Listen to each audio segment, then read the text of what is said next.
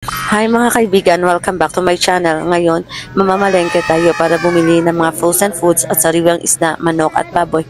Dito nga pala ako bumibili sa LSA Frozen Foods ng mga frozen products kasi ang timpla nila ay pasok sa panlasa namin.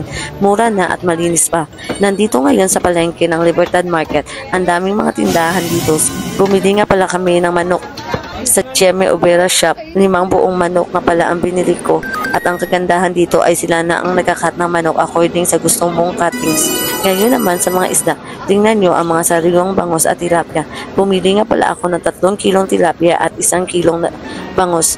Tapos bumili din ako ng 3 tumpok ng pinakas na bangus. Bumibili nga pala ako ng baboy sa Bahamas kasi siguradong malinis at fresh ang tinda nilang baboy. Bumili ako ng 1 kilong pork chop and 2 kilong minudukat. Di na rin kami nagpo-pork kasi mahal at pinagbabawal na rin ng doktor kay Papa. Ang itlog naman ay sa V-Farms ako bumibili dahil fresh at nagtatagal ng 2 to 3 weeks nang hindi nasisira. Bumili nga pala ako ng 3 tray ng itlog kasi itlog is life for us. Bumili nga rin kami ng mga baon sa school ni Mary at mga tinapay sa Pure Gold. Isama na rin ang 1 galon ng mantika sa pagmalakasang pagpipito. Ito na ang lahat ng nabili namin.